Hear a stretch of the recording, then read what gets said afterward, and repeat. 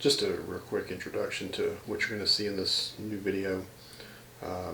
Cold start on the FiTech, hot start on the FiTech, IAC setting on the FiTech, as well as the Scout moving down the street under its own power for the first time in 20 years. Greetings. Finally coming out of the big freeze here in Texas, and wanted to do something.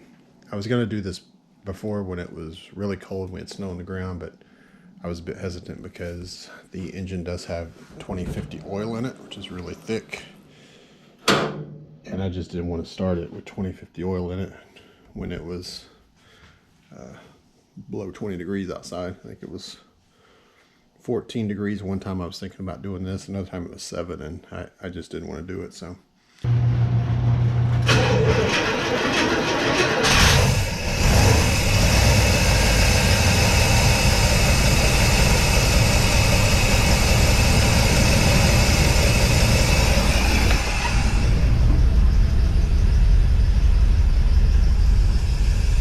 you see here,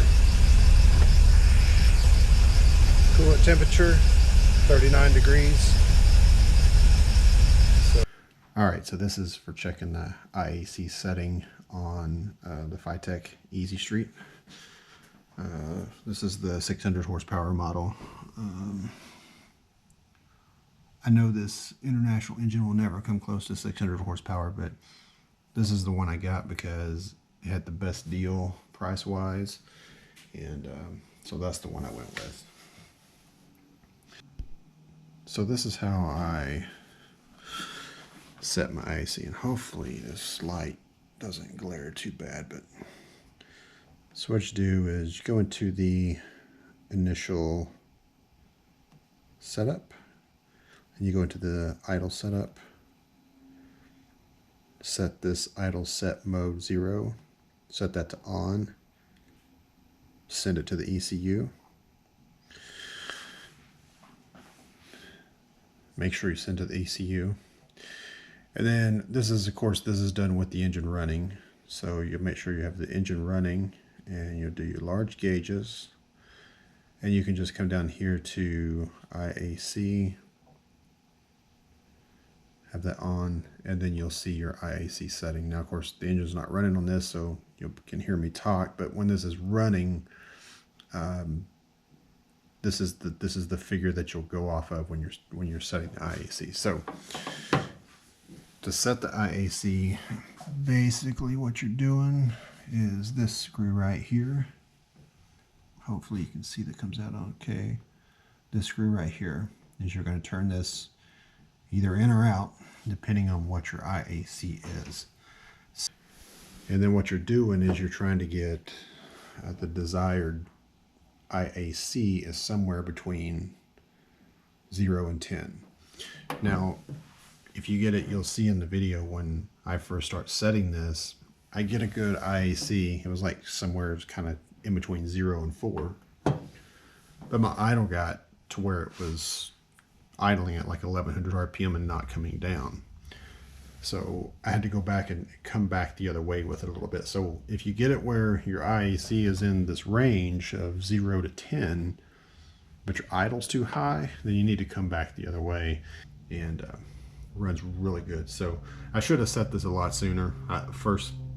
Probably the first start or two, I should have set this, and because there's a huge difference on how it's running. So you know that when we'll get the IAC adjusted too, and see if we get this little.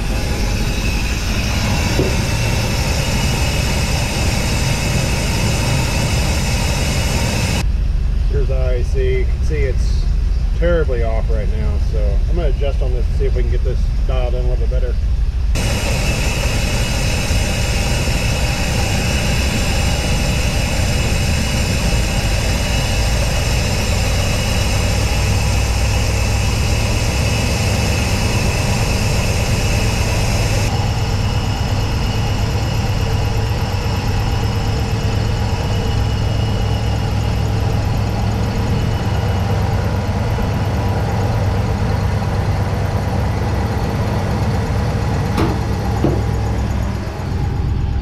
been adjusting on it. And I've got it down. Still got a ways to go though. It needs to be between 0 and 10. So I'm gonna keep bringing this down just a little bit. Already sounding way better.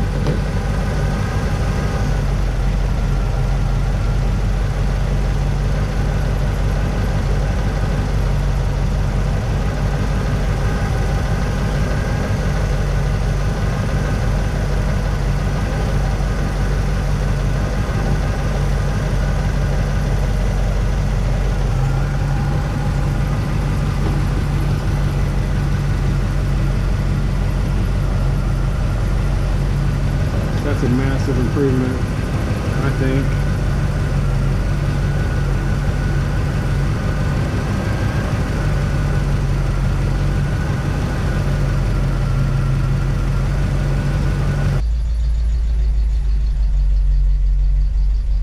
So we're up to 186 now. One thing that was interesting is during that warm-up cycle, I didn't hear any of the engine noise that I documented in the last video. So it's interesting. I don't know. I haven't changed anything. All I did was I changed the oil before that last start, and I put the bottle of the zinc additive in. So I don't know if maybe that stuff's finally taken hold or what, but nothing has changed. And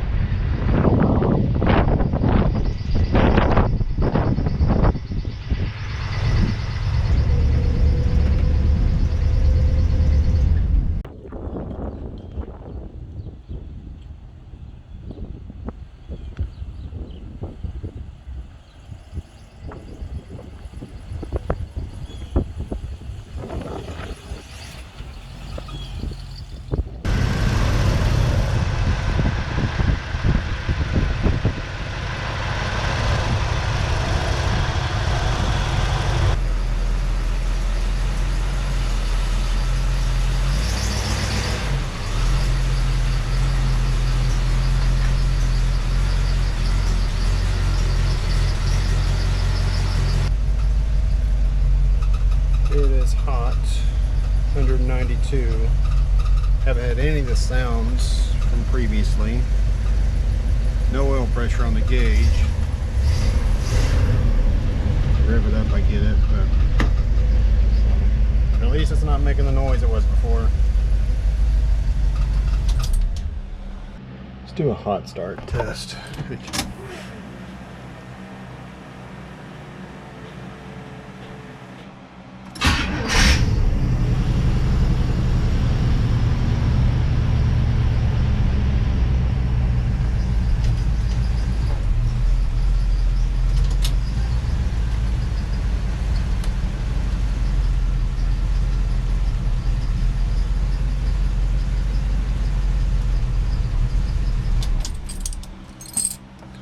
Pretty good. One thing I've noticed on YouTube is there's really not a lot of newer FiTech content on there, that at least that I can find anyway. Seems like anytime I search for FiTech videos, they're always a few years old. The interface is the old style. I really don't see much for a newer FiTech system, so hopefully this content will be useful, and not just to international people either. I mean, if it'll work on an international 345, it's going to work on a Chevy 350, Ford 351, whatever you got, it's going to work. So if you're interested in this FiTech, if you're thinking about getting one, be sure and subscribe, because I'll continuously do FiTech updates and such on how it's going, and hopefully get some new relevant content out there to help people. So thanks for watching, and be sure to subscribe and follow along.